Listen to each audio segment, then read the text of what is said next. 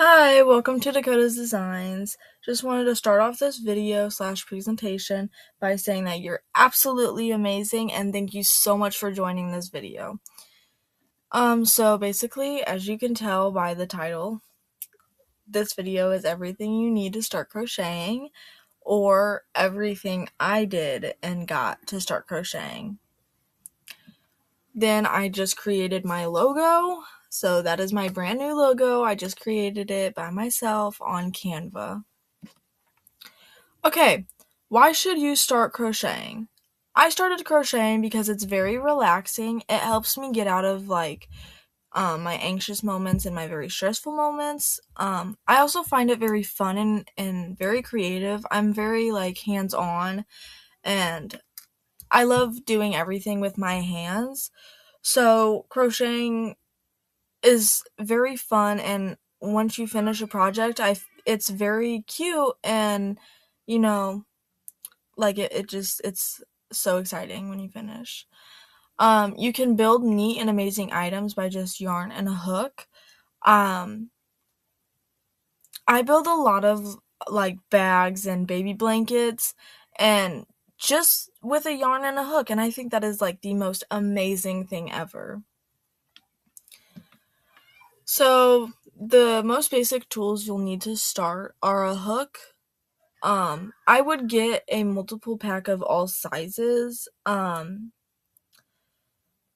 If you're not looking to do it in the future or for the long run and you just want to do it for a short amount of time, then just get one hook and one skein of yarn. But if you are looking to do it for the long run, then I would get the different sizes of hooks and all the different yarns. I didn't realize that there was different sizes of hooks until a year into crocheting. It took me a long time to realize that. So that's why I'm telling you. You'll need a needle. The needles are exactly like sewing needles, the small ones, just with a bigger eye so you can put the yarn through it because yarn is obviously thicker than thread. And then stitch markers. Stitch markers helped me a lot when I'm making plushies or working in rounds instead of rows. It helps me keep my spot so that I can zone out while crocheting, and I don't have to remember what number I'm on if I'm counting or what spot it was, because when I zone out, I forget. So stitch markers help me a lot. And then the most obvious one you'll need is yarn.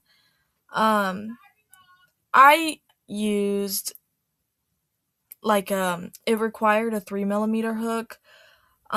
So it was, it took me a while because the hook is small, the yarn is thin. So if you're just starting out, I would use a thicker yarn and a bigger hook because it won't take you as long. But if you're looking to do something that'll take you a long time, like a big project, then you can definitely go ahead and do that. It's really just whatever you want to do. So then some basic stitches you'll need to know are the slip stitch, chaining, single crochet, and double crochet. I do have some videos on the next ones, but I am going to describe them as well because my fingers kind of cover them up. So hopefully this goes okay. So for the slip stitch, you put your yarn over 2 fingers, wrap it around, and roll the other piece of yarn that was over your fingers until it comes up into a loop. This is how I learned, and I know there's different ways to do it. So if you don't understand this, or if I'm not describing it well enough, you can just definitely go ahead and watch a different video or learn how to do it a different way, because this is the way I learned, but I know that other people have different preferences. So then the chain stitch is honestly so easy. All you do is once you have your slip stitch, you yarn over and pull through a loop. I do it a couple times on here to show you And it's really that's just your foundation chain, to be honest. Like when you're starting in rows, that's how you start the project, is in foundation chain, which is that, and that's how you chain, is just yarning over and pulling through that loop. So then a single crochet is very similar. All you do is go into the loop, pull up the yarn, and then yarn over and pull through both loops on your hook. And I do it again here. And I think I do it one more time. And I do it slower, and then you pull up, and then you go through both. Okay, and then the double crochet, which is the last one I'm going to show you, is you yarn over, you put it through the loop, yarn over again. You should have 3 loops on your hook. You yarn over, pull through 2, you yarn over again and pull through the other 2, and that is how you do a double crochet.